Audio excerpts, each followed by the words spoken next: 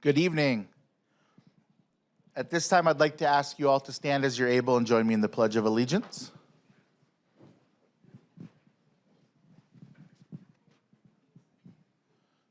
Ready? Begin.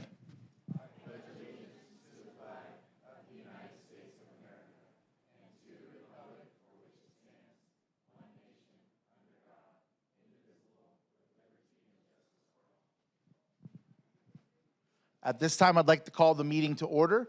Individuals wishing to address the City Council are requested to complete a speaker card and deliver it to the City Clerk staff prior to the item being heard by the City Council. Please observe a 3-minute time limit for communication, and once called upon to speak, please state your name, city residence for the record. This evening, we have a couple proclamations, recognitions, and presentations. The first one is Red Ribbon Week. And I would like to invite Robin Jones and the following CNUSD students to the podium to receive the proclamation. Bella Galvin, Kimberly Johnston, Abigail Ferreira Copat, and Chandi Sheath. I probably didn't say that right, so I do apologize. Oh.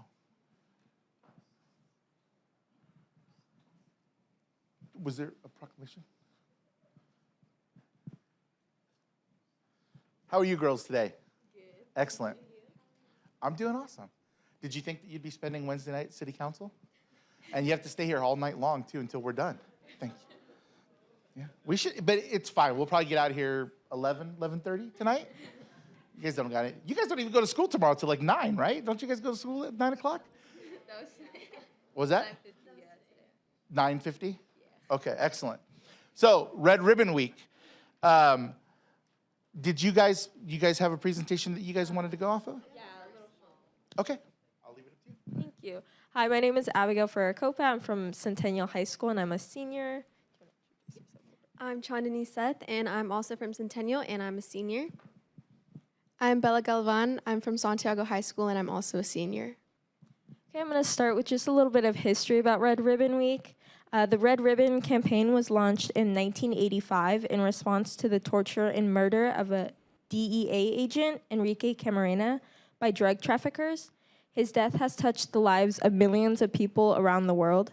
When Kiki decided to join the DEA, his mother tried to talk him out of it. "I'm only one person," he told her, "but I want to make a difference." In honor of Camarena's memory and his battle against illegal drugs, friends and neighbors began to wear red badges of satin. Parents, sick of this destruction of alcohol and other drugs, began forming coalitions, and many of these new coalitions embraced Camarena's belief that one person can make a difference. And the Red Ribbon celebration was born. Since that time, the Red Ribbon has become a symbol of hope behind the grassroots efforts to protect children, youth, and adults from the dangers of alcohol and other drugs, and to raise awareness of the killing and destruction caused by drugs in America. So to kick off Red Ribbon Week, we're having our CNUSD grades K through 12 do a creative writing contest. And this year's theme is to be kind to your mind and to live drug-free, which brings in the psychological aspects to the Red Ribbon Week celebration as well. And this is a poster contest, and the contest has already started and will go into the following week. So talking more about this contest, I'm going to talk about our Riverside County Calendar Contest. So this is for Riverside County. The Riverside County Student Drug Use Prevention Poster Contest was started in 1985 by Carol Eddis, the County Drug Abuse Program Administrator. The competition was later renamed the Carol Eddis Drug Use Prevention Poster Contest by the County Board of Supervisors in 1998 to honor her for her passionate support for prevention services to youth in Riverside County. This contest is a joint effort between the Friday Night Live program and Riverside County School Districts with support from the Board of Supervisors. Each year, beginning in January, students from around Riverside County are invited to submit original artwork based on the theme of previous year's Red Ribbon Week. The students from any school in Riverside County are eligible to submit an entry. Entries are submitted to their respective school district office. Each district judges and selects their top 3 entries in each of the 4 age categories. These entries are then sent to FNL, where they are compiled and displayed at a local venue for the final judging process by the public. The top 3 winners in each age category have their artwork compiled into a calendar. This calendar is then distributed throughout Riverside County to all schools and various government offices. And we are proud to share that we have 8 Corona Norco student calendar winners in the 2023 to 2024 school year calendar.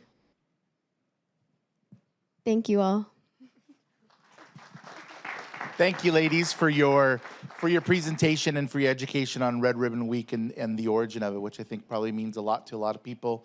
And so we have this proclamation that I wanted to present. I'm not sure which one of you guys is going to take it, but this is in honor of Red Ribbon Week for 2023, and we'll take a picture if that's all right. You guys want to just come right up here?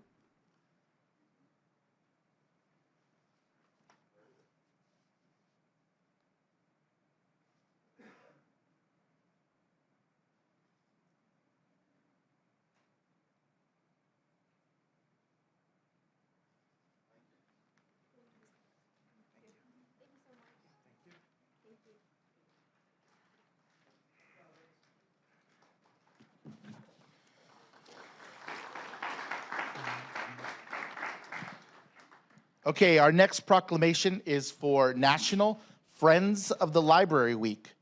I would like to invite the President and Vice President of the Friends of the Library, Gretchen Doughty and Terry Siegert-Jaggers, to the podium to receive the proclamation.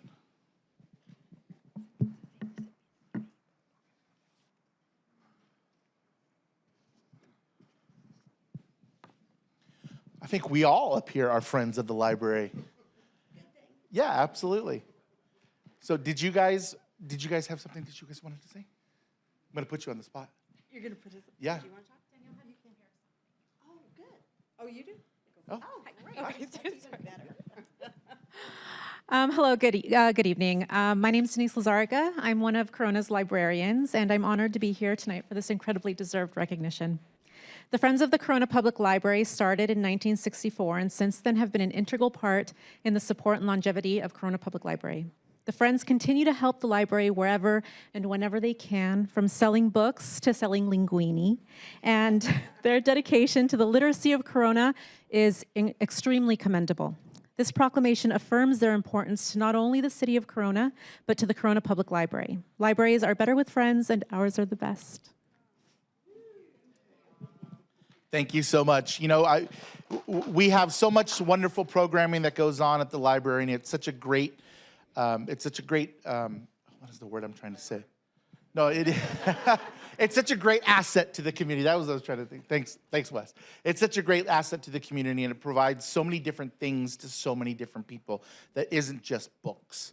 I'll tell you, I'm just going to give a shameless plug because I think one of the greatest services that we offer is the passport services at the library, and I've had to go a couple of times because my child the first time didn't want to open his eyes for the picture, so we had to go back a couple of times. But you know, the library does so many things to so many different people, and so we really appreciate your advocacy for our wonderful institution. Thank you. And we can take a picture. Are you going to get in it, Tony? You want us to go? No, we'll just come right up here. Are you going to do the same thing? Yeah, the I'll stand shortest in to the middle. How tallest? about that? Okay, perfect. You ladies look here. No, you ladies can right up here. No, just come straight. Yeah, there you go. Oh, okay. Okay. And then I'll stand right in the middle. Oh, there it goes. Oh, you're doing the shorty. Yeah, and I'll stand right here. There we go. There you go. Perfect, guys. Beautiful.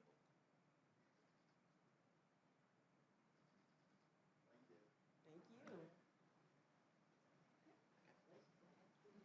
you. Okay, and then if you ladies would like to stay up here, or you could stay at the dais, whatever's more comfortable for you. So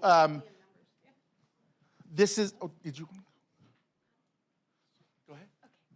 Thank you, Mayor. So we do have 2 items on the agenda tonight to recognize the Friends. We've had the proclamation, which the Mayor already gave, just recognizing them for Friends of the Library Week, but we also have a recognition for the Friends for their very generous donations to the library that they've made over the last several months.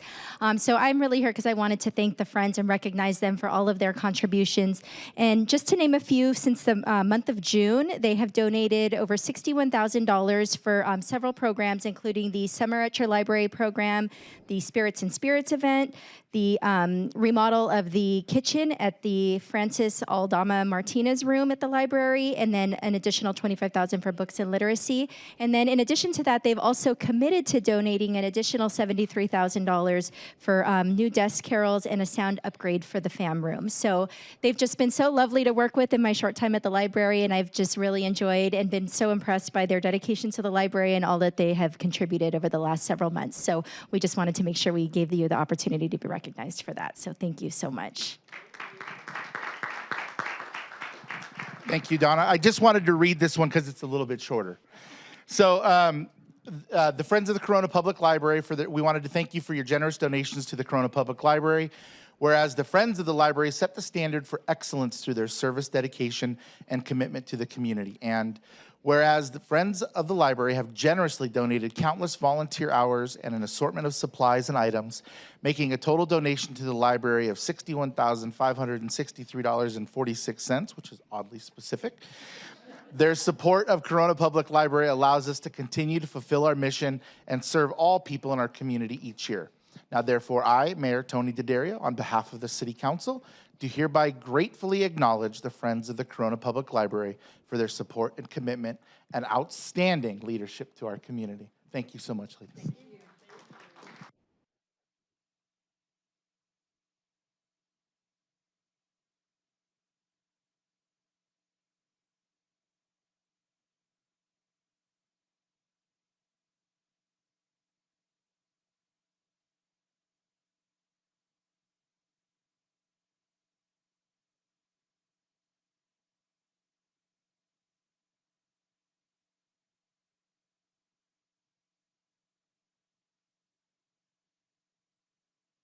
They have a list of anybody that has outstanding library books. Don't mess around with these ladies.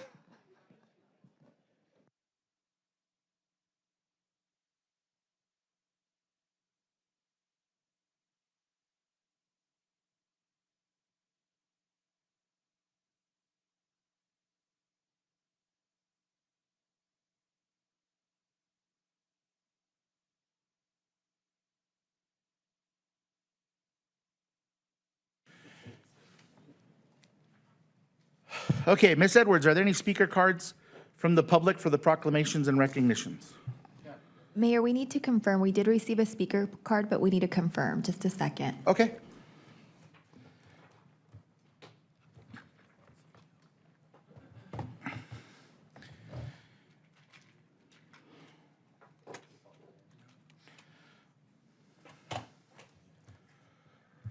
Mayor, we do not have any speaker cards. Thank you. Okay, moving on to the meeting minutes. The minutes of October 4th, 2023. Ms. Edwards, are there any speaker cards from the public for the meeting minutes? Mayor, we do not have any speaker cards for the meeting minutes. We have a motion. So moved. I'll second. Please vote.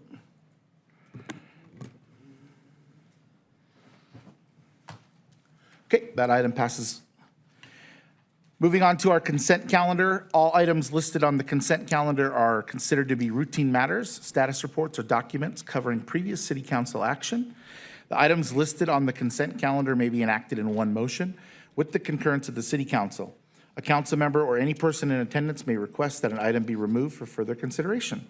Would my colleagues like to pull any items? Okay. Ms. Edwards, are there any speaker cards from the public? Mayor, we do not have any speaker cards for the consent calendar. Okay, looks like there's already been a motion. I'll second.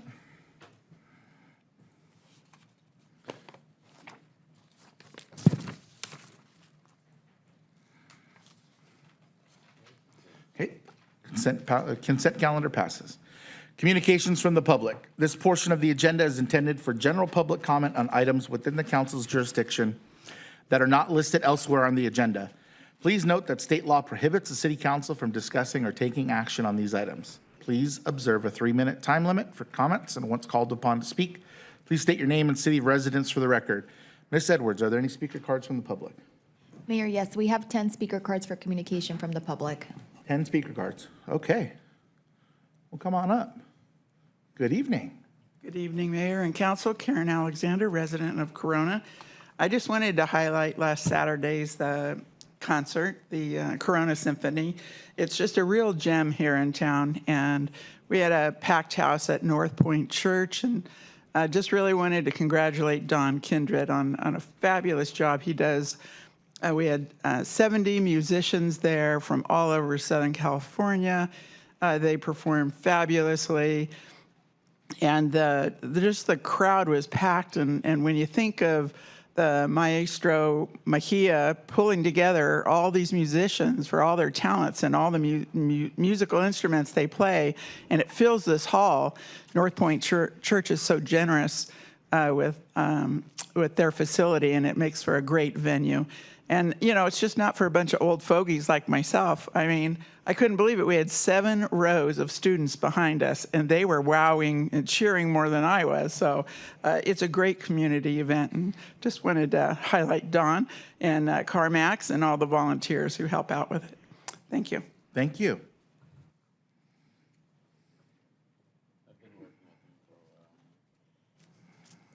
Good evening, Mr. Mayor, council members. My name is Hassan Basir. I'm a resident of Corona, 3368 Amy Drive in Corona, in Sierra del Oro, James District. I am here representing the Islamic Society of Corona Norco. I'm here, first of all, to thank our police department for being so helpful and supportive during these difficult times.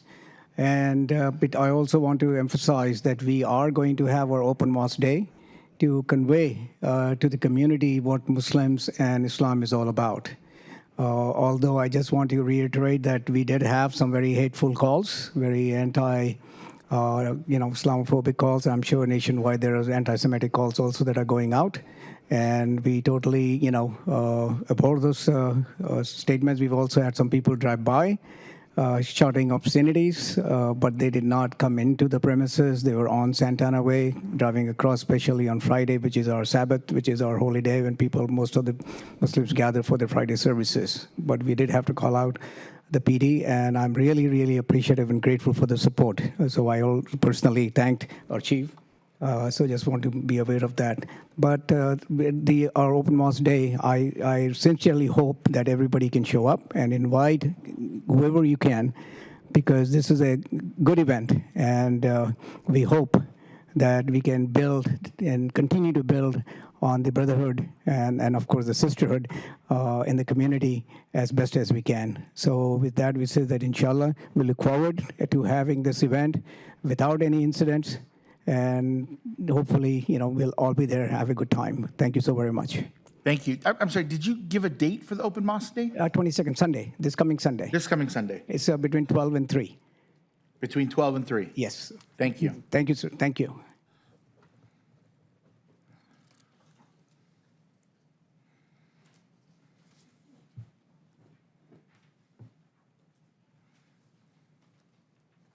Good evening, Mayor and Council members. I'm Maddie Paxton from District 1. I have several topics to address this evening. First, I want to express my extreme appreciation to Ms. Lara and her team for their incredible amount of work they put together regarding the RSO project. I was overwhelmed with their presentation, and a very special thank you to all of you council members for continuing efforts towards the project. Second, I agree with Joe Morgan's statement last week at the workshop that the workshop sessions where votes are taken should actually be at a time more convenient for other people to attend, mainly evening sessions. Many people can't attend during the day due to work commitments and childcare issues without more advance notice. Having issues decided during the day doesn't give the perception that policies are being made in a transparent manner and actually appears to be a little bit sneaky. Third, as you are aware, October is Breast Cancer Awareness Month. Both our police and fire departments have pink patches designed for the cause for the month available for purchase. I've been told that proceeds from the police department patch go to the Pink Patch Project, and those from the fire department go to our local breast cancer survivors group, the Support Sisters, and that's with a Z at the end of Sisters.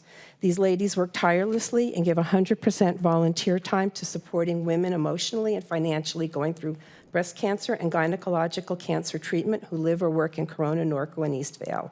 If you yourself or you know of any woman, a wife, mother, daughter, sister, friend, neighbor, or colleague who have been diagnosed or who have completed treatment and would like support in their journey, please be sure to check out the support group. Support Sisters empower women and make sure no one fights alone.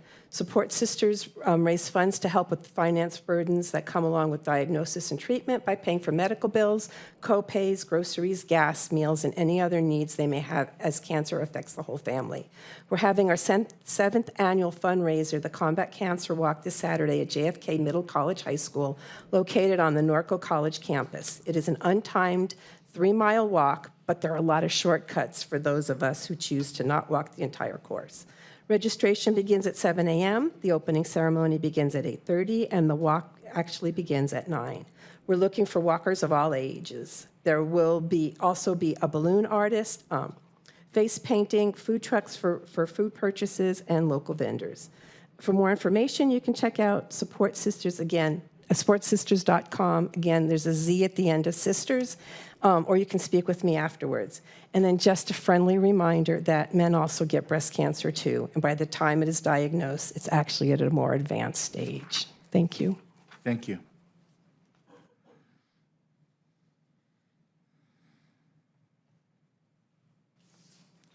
Good evening. I am Judy Anderson from Green River Village. I was here last week when we had the meeting about the rent stabilization, and I'm representing the residents at Green River Village. We want to thank the council for taking the action that they are doing. You don't know how happy everyone was. There were many people that could not be here, again, like Maddie said, but they did watch online, and I have been bombarded for the past week. Everybody's so proud and happy that there is a council that cares for the residents in Corona. We can't thank you enough for taking the time to help us out and make better living here in Corona.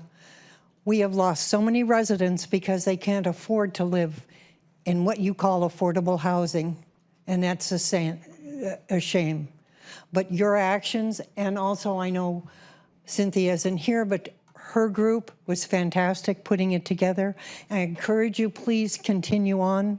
We need your help. We appreciate it. And from the bottom of my heart, I will support you 100%. And I thank you so much for what you've done thus far. Thank you. Thank you.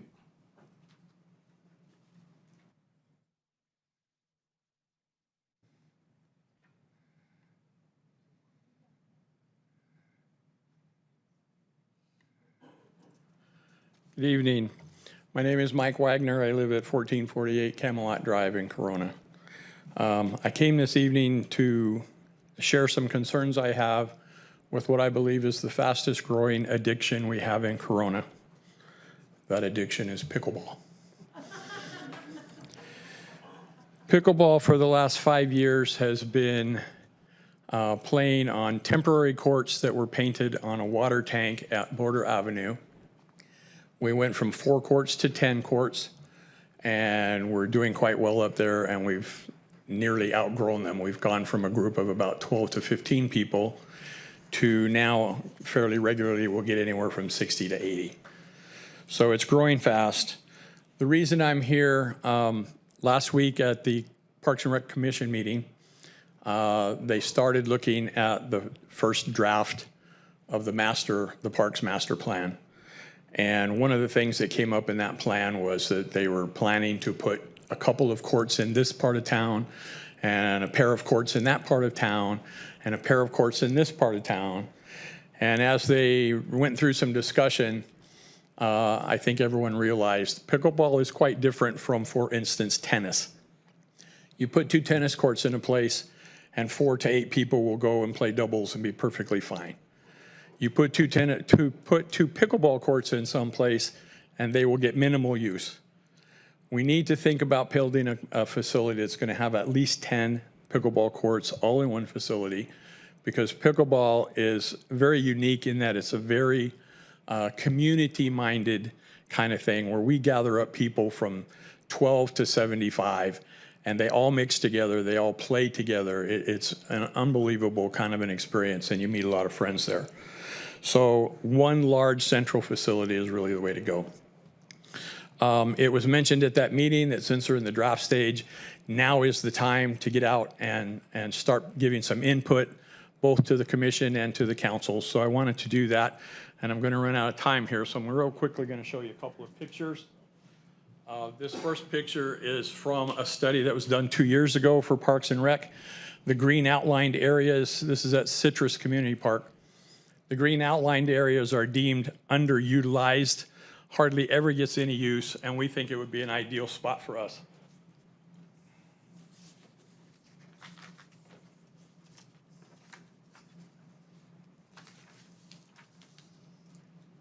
The grass area there is a lower level. The upper level of the park is used by junior football in the evenings and has stadium lighting and so forth already there in the park. There's a slope that goes up from the lower level to the upper. My suggestion would be to have some pickleball courts and possibly put some concrete step kind of seating in there on that slope.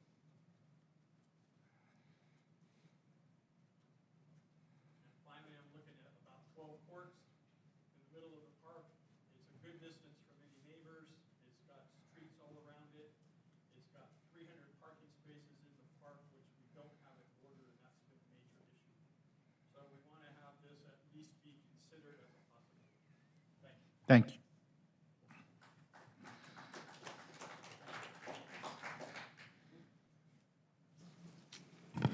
Hello, Mayor and council members. Thank you for hearing us tonight. My name is Bob DeVries. I live at 27432 Toomey Lane. My wife and I have been residents here in Corona since 1976. We were introduced to pickleball 2.5 years ago at the Border Courts. And at the Border Courts, even though many of the people have moved on that we were playing with 2.5 years ago, it's still well over doubled the amount of players that are out there now. A lot of new players coming daily. We're very pleased that the city's open to developing a proper pickleball facility that could accommodate our growing numbers and even host tournaments that'll draw players from even neighboring states. They come from all over for these events. I'm a corporate pilot, and with the help of a pickleball app called Places to Play, I've been able to play in many of the 48 contiguous states, along with Hawaii, Alaska, and even Mexico. And there's no doubt that pickleball is the #1 sport that's sweeping the country.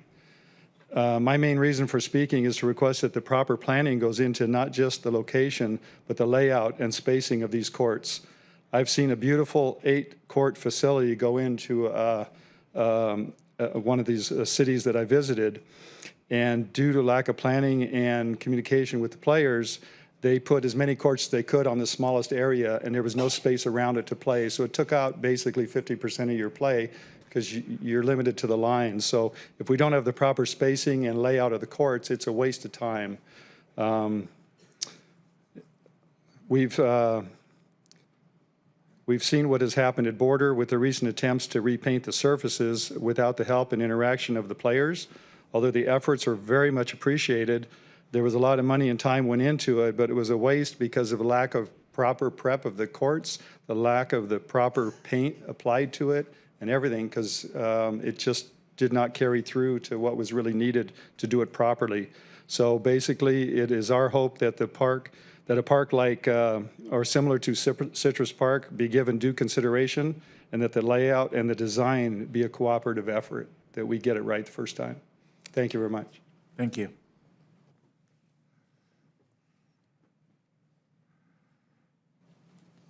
Hi, I'm John Strasser, 615 Rembrandt Drive here in Corona. Again, I'm the cleanup guy for Corona Pickleball. First, just a big thank you to the Parks and Rec. I think they did a great job in supporting us by first with a little bit of paint and then with some nets and build it, and they will come, and truly they have come.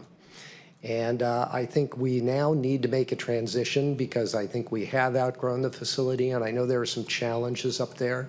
And I think Mike's put together a really good plan in terms of really thinking through the different locations.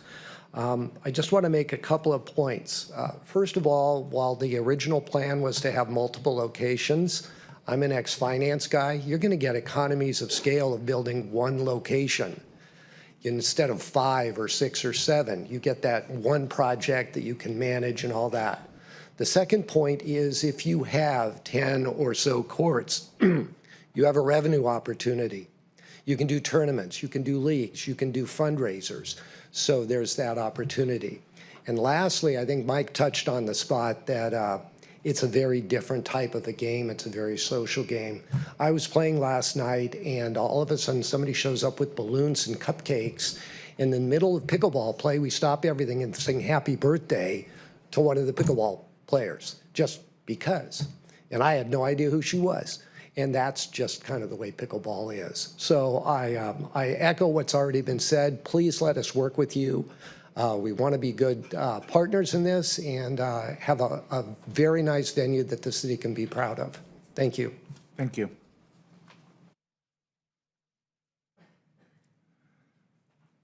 Good evening. I guess I'm the cleanup this time. Pickleball, Abe Delgado, 740 Raphael Circle. Just want to echo the comments of my friends, pickleball players. Excuse my attire, I was actually playing and came straight from the pickleball courts. Just want to tell you quickly my story. I'm one of those guys that did the opposite. I moved here from Texas in 2017 with my family, my wife, my 2 daughters. We found Corona by luck, thankfully, 2017. Moved here without any friends, no family, no one here to support us at all. So it's been very, very tough building, having new friendships and building a community and whatnot. Corona has done that for me. I have built lifelong friends now. I play with beginners, I play with intermediate folks, I play with the advanced folks. I see my waitress from the Cowboy Surfer Grill out there saying, "Hey, Abe," playing pickleball, and she's a beginner. One of the guys is an attorney. The other guy, I have another guy that, he's an advanced player that plays with a retired fella in tournaments, and they just won a bronze medal. So putting us all together in one place, having a big facility with 10, 12 courts or more, I think makes sense for us to build this type of community. It brings us all together. Like they said, the birthday, I was part of the people singing last night, at that event. And on Fridays, we'll sometimes bring food and we'll have music playing while we're out there. So we're building this community. I think it's something that's very, very important. And I support what Mike was saying about having a big facility that we can all play at. I mean, another thing that I went through is last year in April, I was diagnosed with type 2 diabetes. I started playing pickleball in July of last year. I've lost 75 pounds. My A1C is below now, so I don't have diabetes anymore. And I think, pickleball has really saved my life, extended my life at least. So I ask that you listen to our guys, and help us. You guys have done a tremendous job at Border. We appreciate that. And I thank you for your time. Thank you. Bet.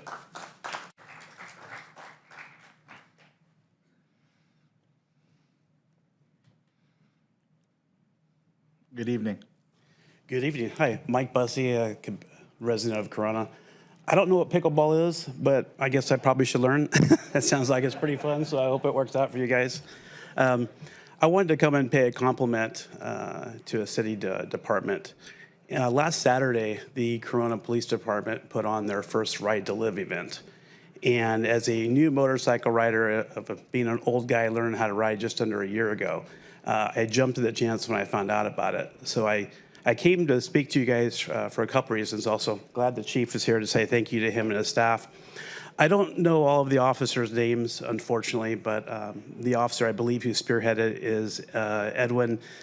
His name is hard as Tiz Carino. Did I get there? And great guy. And then also Officer Maddie was another traffic officer.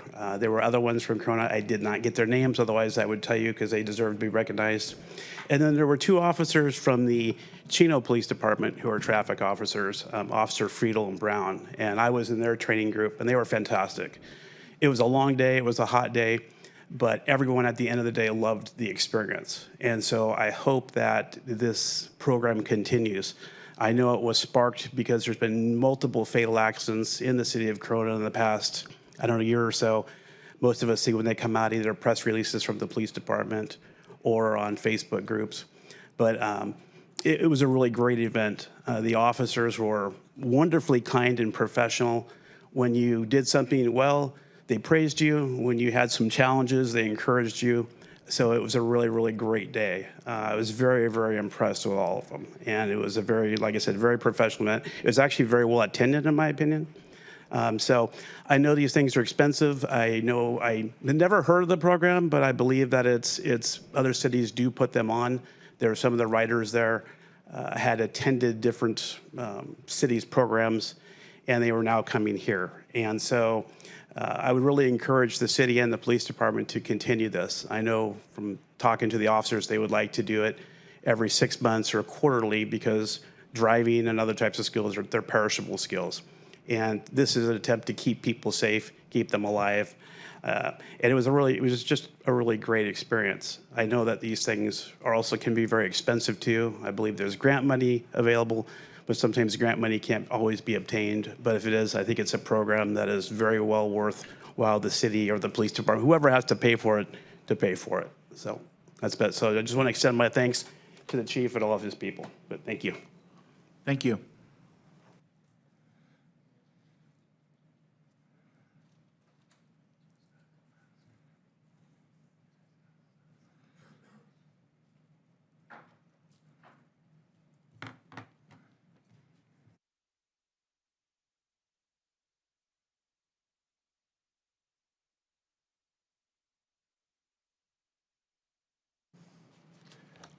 Mayor, magistrates, chief, wake up. You live in Babylon. Anyway, man, I'm doing much better right now. You know, I just went through, I was writing a letter to the judge because I got a court date tomorrow for the molestation of the teacher in Colton. And I was asking them to roll you guys into it because of all the obstruction of justice you did to keep me from doing the paper for you guys, you know? And I just got a mountain of evidence, you know? It's like for 10 years, and, you know, I've been just dropping breadcrumbs. My family abuses me, I just record it. I don't call the cops, you know what I mean? I record it. And then I go to jail when I don't do nothing, you know what I mean? And I call the cops, and you guys don't do nothing. And this guy says, tell Painter. But Painter doesn't take, you know, reports. This has been a crazy obstruction of justice and failure to give me a proper protection of the law. But anyway, the cool thing is, man, the poster I gave you guys, well, we're going forward. I got my first, I start the talk show scene December 12th with Pot Talk Television, and then to Pot TV with High Times, and then on down. But tomorrow, hopefully, when I get out of court, if I get out early enough, I'm going to run out and see Snoop Dogg at the Jimmy Kimmel Show. And so you guys might want to watch that one, okay? Anyway, tonight, I just put out the video with what I wrote to the judge. Now, I had to have my paralegal fix it. I just gave it to him raw, you know what I mean? But you should check it out, man. It was like Pastor Chris reacts to Joy in the Morning, something like that, and talking to the judge, you know? You guys should check it out. But anyway, I'm going to go talk to you guys investigators tomorrow. See if I can get Godfrey to do an investigation. But the cool thing is that, you know, we're doing this, the way I got this thing going to where nobody would say no, is we're going to have this festival, and we are going to raise money to stop human trafficking, you know, starting in the church and here in Corona. And so, you know, that's why Bono and Tim Ballard, you know, they're going to be right on it. And so if I don't know if you know who that is. That's the guy that did the Sound of Freedom, you know, about the human trafficking. So anyway, I'm going to get him over here. We're going to raise a ton of money to make sure you guys stop this. Now, listen, I told you, what was it last time? 2,400,000. Okay, today is 24 million. Okay, if I go on the talk show on the 12th, no more. Now that's 200,000, $200 million. Okay. And you guys aren't going to have much of a job left if you cost the city that much. But if you go ahead and make a deal with me, I will give back 1% to spend money here in this area for the homeless. Thank you.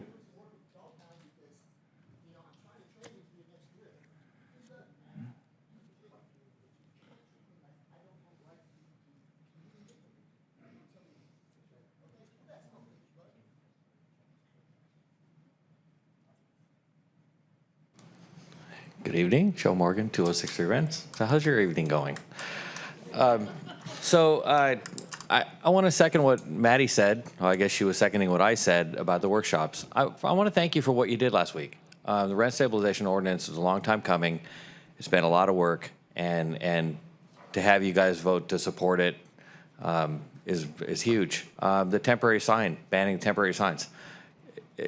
I think everybody who lives from Ontario Avenue South is going to be deeply appreciative of that on the weekends once that kicks in.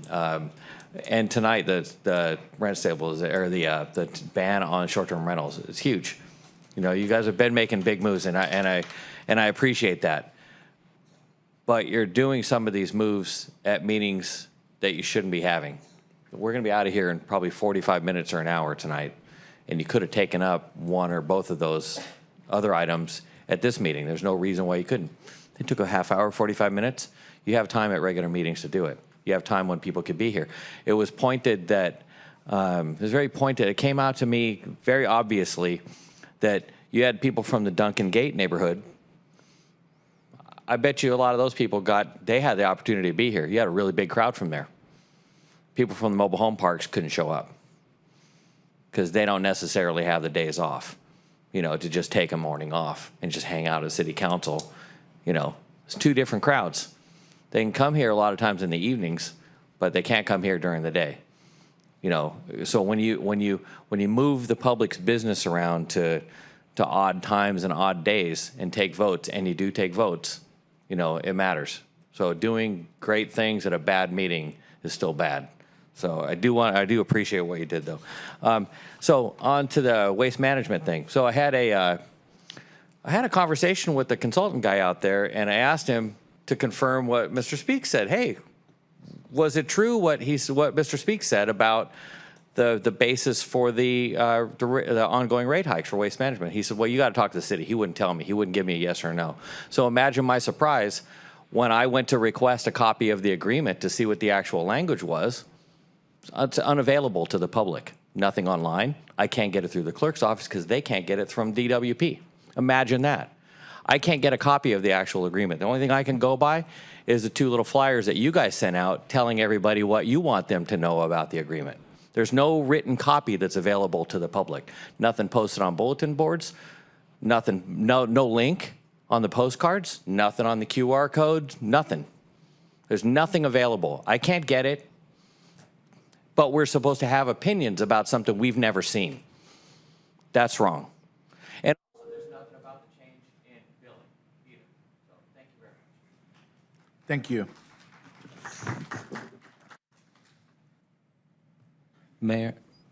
Mayor, can I just have one point of clarification on that last comment, just for his frame of reference? He has put in a Public Records Act request for that agreement. That agreement is still in draft form because it's being worked on with Waste Management. We expect that to be completed tomorrow, and it's going to be made available to him as soon as that's done. So it should be as early as tomorrow. Thank you, Mr. Durth. Howdy, Don Fuller. I'm a resident here in town. I wanted to just support whatever Mr. Morgan was talking about. I really am glad to hear that the RSO issue is moving forward. I've been member years ago. We'd come in here. There'd be this great group of people filling up big portion of the room with their signs and everything from one of the local mobile home parks, begging and pleading for some kind of help with that. It was an entirely different council makeup at that time, and I realized what some of the arguments were, and but to move forward on this thing is the right thing to do, and I'm just glad to hear that that's happening. So just want to thank all of you for making that move forward and helping out and doing the right thing, as it was the title of a Spike Lee movie, I think. Second, I want to reiterate how good the open house at the mosque has been in past years. I've tried to make an effort to make it every year. It's a great event put on by some good folks in this town. I think he said it's from 12 to 3 this Sunday.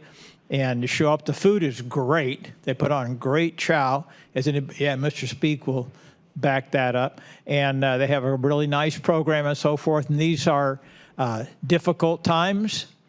And but I will be there, and I would I would encourage everyone else to show up as well for that event. So that's all, and I hope everybody gets home safe tonight. Thank you very much. Thank you.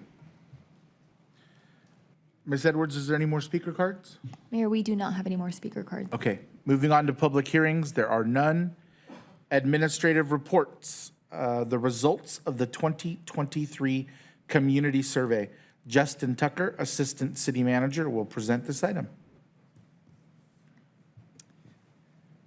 Well, Mayor and members of council, I am really happy to share with you some good news. These are the results of the 2023 community survey. Our 2023 community survey built on the work that we did in 2022 with a national community survey out of Polko. It contains 22 substantive questions that represent 4 elements of our strategic plan. This year, we continue the same method we used last year, which is we ask residents their perceptions on a scale from poor, fair, to good or excellent on a variety of issues. And then we report out, as stated in the strategic plan, the percentage of respondents who said, who responded good or excellent. The survey was administered in English and Spanish. So following the method that the National Community Survey at Polko did, we decided that in 2023 we had the technical expertise and the capability to do this in-house. We have a great team in communications, IT, community services, and others who worked on this. They're able to leverage some of their background and experience with other agencies so that we have the ability to do this work. So big thank you to them. Following their Polko methodology, we sampled 7,000 households randomly, which is 1,400 per district. And we chose a random sample of those individuals. Between June 30th and September 27th, they were allowed to participate. We invited them via email. Then we reminded them 3 times about that before we sent them a mail version of the survey they could send back. This year, we had 972 completed surveys, which is a 13.8 response rate and a 3.1% margin of error. Just for reference, when we paid Polko to do this, they got 714 respondents, and they had a 10% response rate, and they had a 4% margin of error. So I think we should be pretty proud of the work that the staff did on this. We followed the same time frame. And then we did some additional checks that we were not able to do through Polko. So the image you see on the right is a map of each of the respondents where we had known locations, where they were located. And what we did was we went through and we tried to verify to make sure that there was a reasonable distribution of where those respondents lived throughout the district. And then we verified to see if there were any hotspots. You don't see this in the report, but the image you have right there is the green responded favorably, and the red were the respondents who answered poor or fair to the question, Corona is a good place to live. And so we did some of this additional analysis that we weren't able to do. Those are not reported in the survey, but they were important for us to make sure that we were on track. We also, similar to last year, opened up the survey for open participation. We put it on the city website and made it available through social media, and we had 232 responses that way. And we'll address those responses, but the report that you're gonna see tonight is data that was gathered using the random sample survey, which is the most scientific approach. And the best way for us to understand these results is to compare them to the 2022 results, because those were benchmarked against 600 other cities who'd participated with Polko in their national community survey over the last 5 years. So in terms of the respondent demographics, the people we sampled this go round were slightly younger. We had a larger percentage of respondents in the younger age group between 35 and 54. They were slightly more female. They were better represented throughout all the districts. That's to say the difference between each district was smaller than it was in the last go round. And they were also slightly more Hispanic. One slight deviation, which I think is interesting, is that we ended up sampling more detached housing than we did in the previous version, but we've had some discussions about that in the team to try and figure out how we can get more attached housing and rental units in the future. Nevertheless, it's not a significant problem. So I wanted to start with some key highlights. And I think these are big takeaways. Resident resident perceptions improved across almost all categories, except for one, which we're going to talk about. The biggest increases, we're talking about huge increases, about 13% or more increase in public perception were on openness and acceptance of diverse backgrounds, the city treating all residents fairly, the overall appearance of the city, its image or reputation, confidence in Corona government, and our efforts to reduce homelessness. These all had greater than 13% increases over the past year. We'll go into each of these in detail based on how they're reported out in the strategic plan. So in the strategic plan, we had 4 questions that we report out every year on sound infrastructure. These are the availability of parks, paths and walking trails, city parks, recreation centers or facilities, and bike lanes. So I want you to pay attention really quickly to, there are big increases between 22 and 2023. Those are in the difference column. But then if you look at the overall percent support, having the person represent, the respondent say either good or excellent, those are represented in the column 2023. So we had like 10% gains in the perception of city parks and bike lanes, and 7% on those other 2 categories. They're still very large and a significant amount of support across the city for those. On safe, is that right? Yeah, safe community, we had 3 questions there. Public safety efforts increased perception about 8%. The only indicator that went down was, do you feel safe in your neighborhood during the day? This is one of those problems that we have when we start asking people about their perceptions. If you were to ask our chief, we had 11% reduction in crime between 22 and 23, yet that number went down slightly. And if you just look at the difference, it's down 6%. But if you look at the raw number, 80% of our residents, using this survey, say that they feel safe in their home.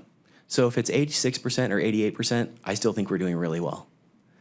Justin, really quick before you move on, fascinating statistic. Did we find out if there was any locational information on that, or was it spread throughout? Yeah, that's a great question. Age, demographics, anything? Yeah, I'm most concerned about geography because I'm worried about clustering problems. Sure. But we did not find any difference in those. Yeah. Okay. Interesting, huh? Another big gain is the public perception of our city's efforts to reduce homelessness, which is a big jump, 13%. So we've gone from 1 in 4 people thinking that we're doing a good or excellent job to more than 1 in 3, closer to 1 in 2 people who believe that we're doing a good job in our efforts for homelessness. The biggest category that we report out in the strategic plan is sense of place. And once again, you can look at those differences. We had a huge growth between 22 and 23 in openness and acceptance, people thinking that we are open and accepting. But overall, our scores are very high. 84% of our respondents said that Corona was an excellent or good place to live. Almost 80% said Corona was a great place to raise their children. A pretty strong sense of community at about 62%. 88% of our respondents would recommend living in Corona to someone who asks. I think that's a huge win. And then as we go through there, overall image and reputation grew above 13%, the appearance at 14%, cleanliness above 10%, like I said, openness and acceptance 16%. Places to recreate, socialize, meet, and connect, I think many of our residents want that. That grew 12% this year. And then increased 10% in the variety and frequency of community events, which you have, through your leadership, have funded with our enhanced community event calendar. So I think these are all really good indicators. The last category is high-performing government, and these are 5 questions that we asked that pertain to how we function. 48% of our respondents said that the value of services for the taxes paid to Corona was good or excellent. I think this is the bang for buck indicator. Nobody likes paying taxes, but nearly half of our respondents said, we think it's a good or excellent value for what we actually have to pay. There's an increase in amount of increased perception on the overall direction that the city is taking, 5%. Overall confidence in Corona government was up 13%. 15% growth in treating all residents fairly. And then quality of services provided by the city increased by 4%, which is smaller than you anticipate, but still, once again, this is 2 out of 3 residents believe that we're providing excellent or good quality of services. So after having gone through all of those little details, I wanted to point you to a couple key points.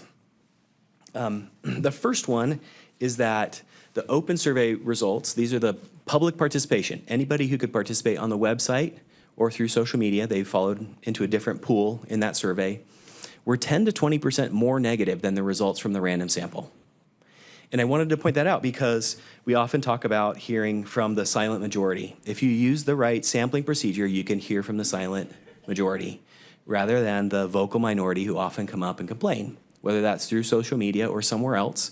When you use a scientific random sample, our results are much more positive and supportive of the city than what we hear in other areas. Those details of those findings are in section 7. If you want to compare, we compare exactly item for item, and we show the distribution of how those responses were gathered. The other key point I want to make is that there is a significant improved resident perception between 22 and 23 across all indicators, except for that one, which is already very, very high. And I think that we're on a really good track to fulfill the vision of the strategic plan, where we can have a safe, vibrant, family-friendly community where everyone can thrive. So to kind of sum up here, we will continue to conduct these surveys either in-house or using the National Community Survey through Polco to track our progress as we committed to in the strategic plan and report those out annually. With that, I will end my presentation and I'm available for questions if you have any. Thank you, Mr. Tucker. Ms. Edwards, are there any speaker cards from the public on this item before I go to my colleagues? Mayor, yes, we have one speaker card for this item. Thank you.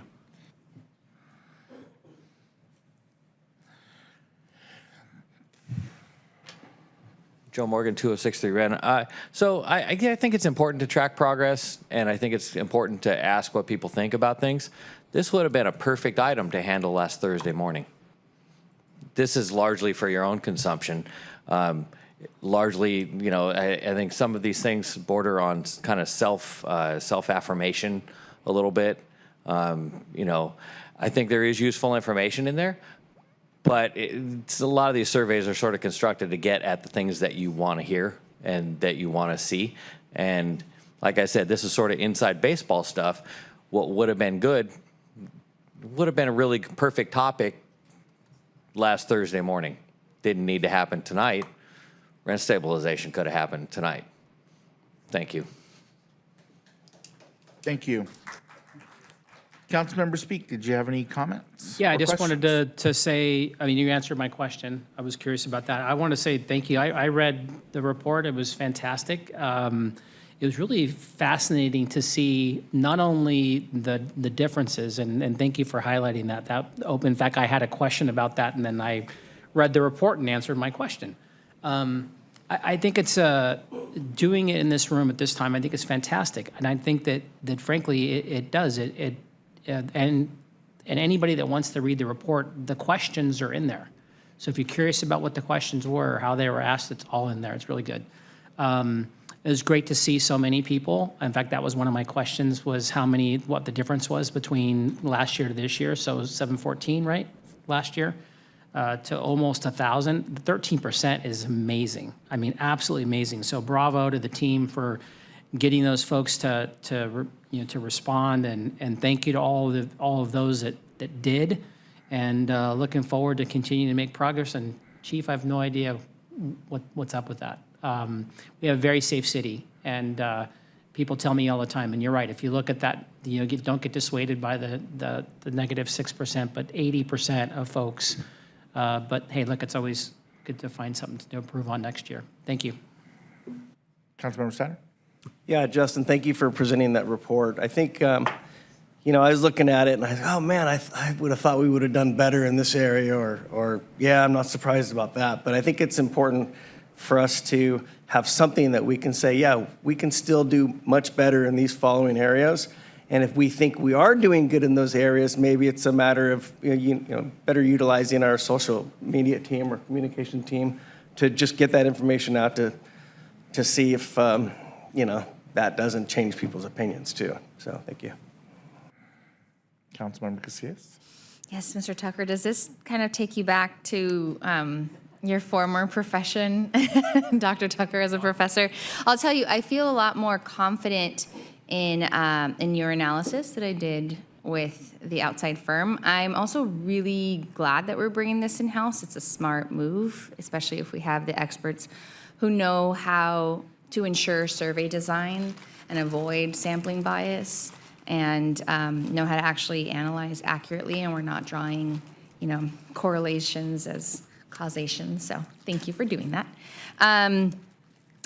So this is really important because we,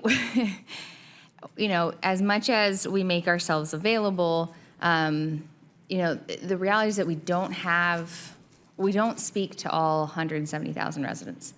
And there are a few opportunities where we can actually get a diverse pool of feedback. And, it doesn't matter how many great things we're doing. If at the end of the day, residents don't actually feel like we're doing a good job, then something's getting lost. And so it is so important to have these temperature checks annually to see if we're on the right track, if what we're passing in here as policy is trickling into the community and actually making, even if residents can pinpoint the reason why something is happening, if we see a trend and it's improving, we can know whether or not we're on the right track. So I appreciate it. Thank you very much. Vice Mayor? Thank you, Dr. Tucker. No need to pull the map back up, but it looked like it was all green dots in District 3. D5 could use a little love. Maybe some more pickleball courts over there, huh? So I think it's great. And it reaffirms what we all believe. Corona is a great city and the citizens love it. Can always do better, and you said that. But that's it for me. Thanks, Mayor. Yep. Thank you, Dr. Tucker. I just think that it's important for people to understand, and for us to understand, that people's perception is their reality. And so we don't discount anybody's perception, and we just hope to do better. So thank you very much. Okay, that item was a receive and file. So moving on to legislative matters, an ordinance amending Chapter 5.55 of the Corona Municipal Code to prohibit short-term residential rentals, an ordinance establishing an amortization period and operational requirements for legal non-conforming short-term residential rental units, and resolution amending the administrative penalty schedule for violations of the Corona Municipal Code. Does any council member want to report on this item? Yes. Yes. Really? Okay. I'd like one. Yep, absolutely. Okay. Ms. Coletta, Planning and Development Director, will present the report. Thank you. This ordinance was brought here before you tonight based on the direction staff received from the City Council back in August of this year at a study session. As you recall, we were dealing with some complaints regarding short-term residential rentals. At that time, it was decided that the council wanted to ban this within the city. So you have multiple ordinances before you this evening. One is an urgency ordinance, and what that means is that it will go into effect immediately tomorrow, to where we will no longer be issuing permits for short-term residential rentals, followed by a regular ordinance. However, at the same time, we do need to amortize the existing permits that we have. We have a total of 13 that will expire between this month and October of 2024. And once they expire, they can no longer renew those permits. So it's just a dwindling down process. We also changed the penalty schedule based on the council's direction, so we got a little bit more aggressive as indicated. So as you see there tonight, that's what the resolution does. We actually increase those penalties from $1,000 to $3,000 to $5,000. So in order, if we have any violators, that should hopefully be a deterrent. And then we also are working with a third-party company, which will be helping us with the listings that they see on hosting sites. And really, the service they provide is good for us because they will actually give us identification of those addresses, and then staff will follow up and do all the written notices and provide the warnings.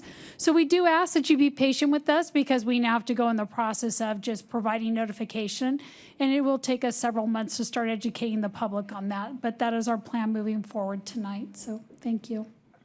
Thank you, Ms. Coletta. Ms. Edwards, are there any speaker cards from the public? Mayor, yes, we have 2 speaker cards for this item.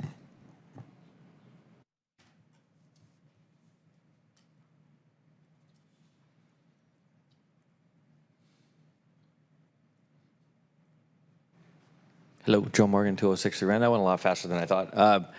And this whole thing has gone faster than I thought. What I've been impressed by, one, I want to thank you.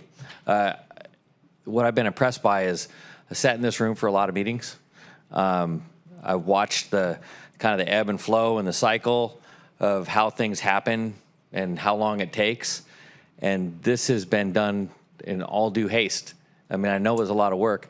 I mean, you guys had to change at least a couple of toner cartridges to write this ordinance with how many different sections and how many different red lines and stuff. I mean, there was a lot of work to go into this, and it wasn't just a matter of just yanking stuff out. So I really appreciate you guys getting on this. You saw something was bad and something needed to get done, and you guys handled it. So I really appreciate it. Thank you very much. Thank you.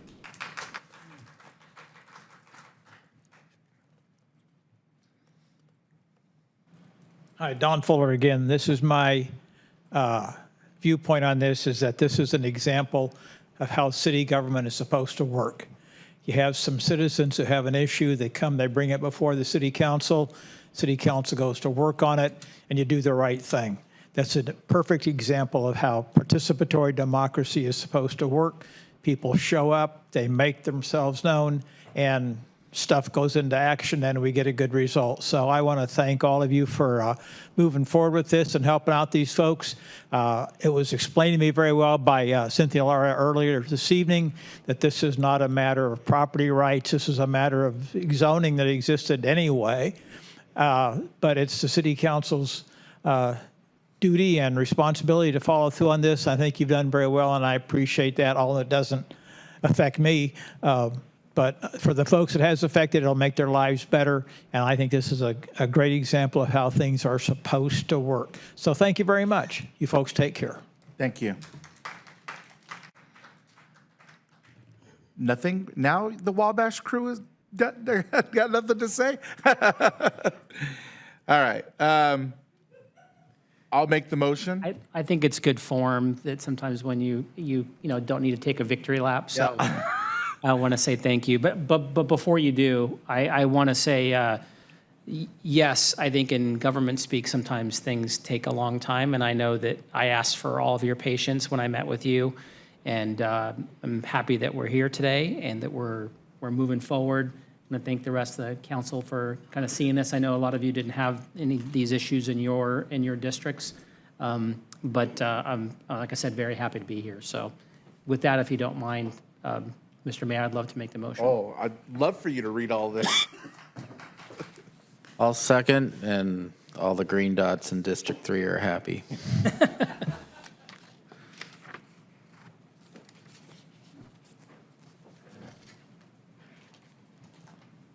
Councilmember Speak, the motion needs to be read.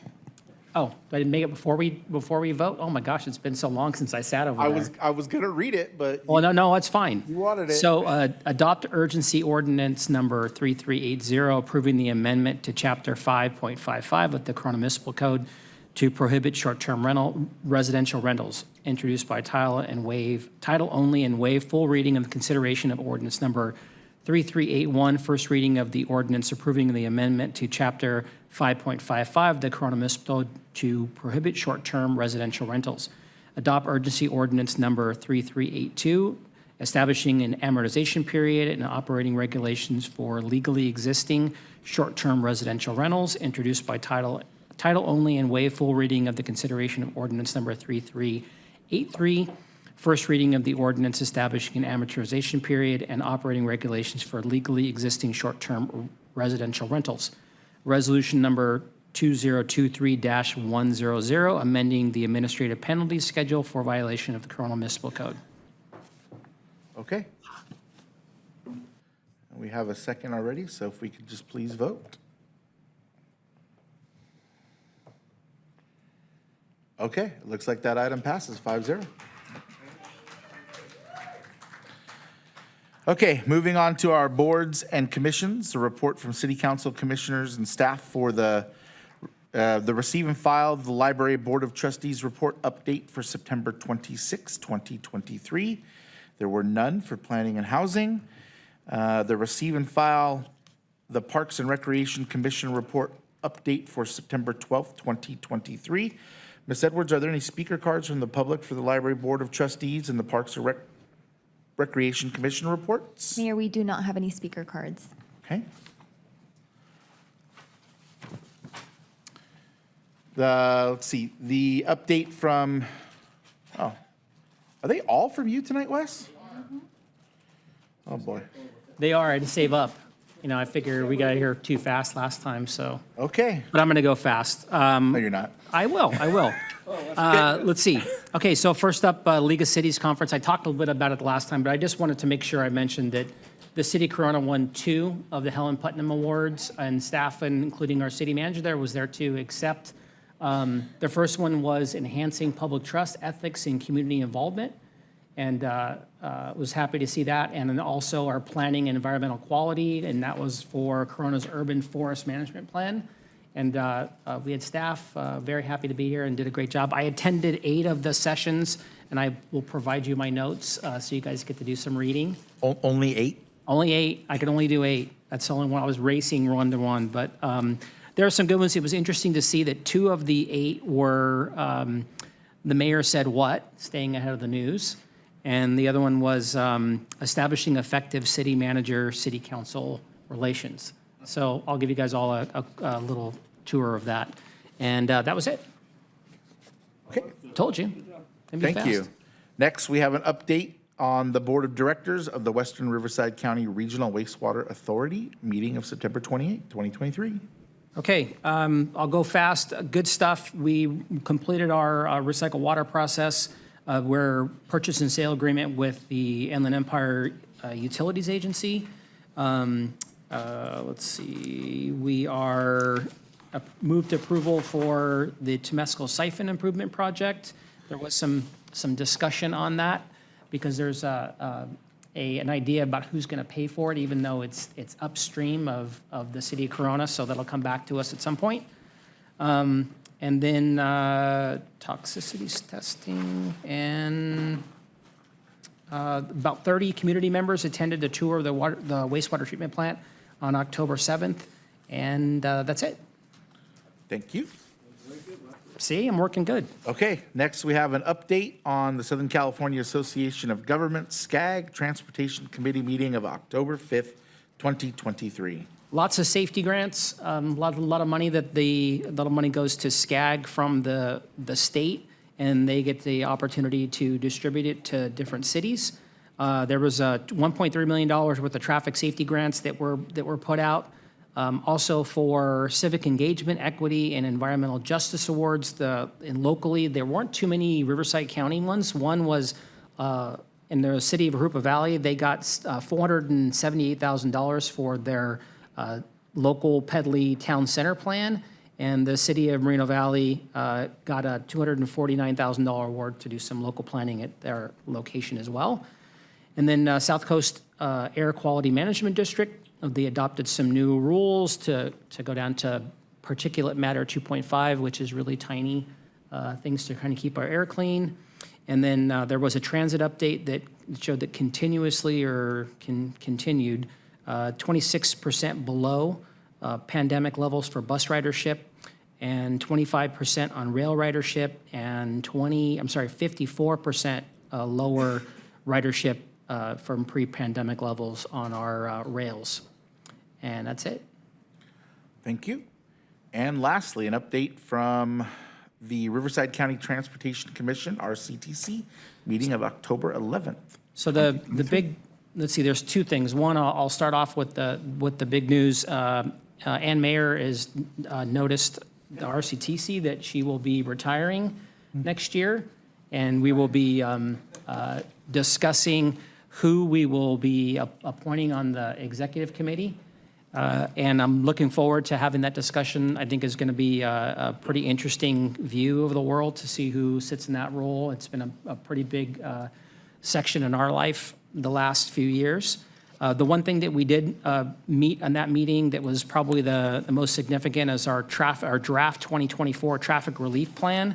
And it's basically the next 30 years of improvements for RCTC, establishing projects all over the county and cementing in our idea that 78% of the tax revenue that's brought in will be spent in West Riverside County, 23% in the Coachella Valley, and a small 0.5% in the Blythe area.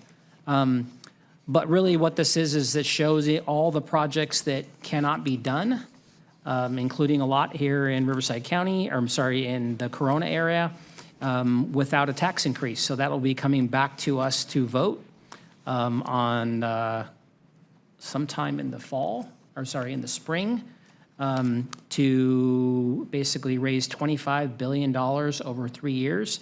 The revenue assumptions were a 1% sales tax with a 30-year horizon, with $20 billion of that $25 billion coming to Western Riverside County. And that's it. Thank you. Ms. Edwards, are there any speaker cards from the public on the regional updates? Mayor, we do not have any speaker cards. Okay, Mr. Derleth, do you have any comments? Okay, Mr. Ellis. No, Mayor, thank you. Okay, council colleagues, we'll start with Councilmember Speak. Just wanted to reiterate the wonderful, if you do have a chance on Sunday to make it over to the mosque, come in. If you've never been there, that's a welcoming place. I learned a lot. I think my very first time in the mosque was in 2014, right after the San Bernardino massacre that happened. And it was very interesting to see at a time when, folks were pretty scared about what was going on, to hear people on the other side express fear and concern. And I still remember sitting in that room and hearing a grandfather talk about fear for his daughter, fear for his granddaughter. And it's stayed with me ever since. And but if you definitely get a chance to go there, you'll learn a lot. There's a lot of stuff to learn. If you haven't been, it's very welcoming, as I said. And as Mr. Fuller said, the food is very good. So come by on Sunday. They're very welcoming, and I know you'll have a good time. Thanks. Thank you. Councilmember Casillas? Vice Mayor? Just two announcements. First, I just want to recognize my mother, who's here in the house. She's here to see her favorite council member. And I'm sure Jim's happy. Second, want to give out a shout out to Donna and her team. My family was able to go to Halloween weekend this last weekend.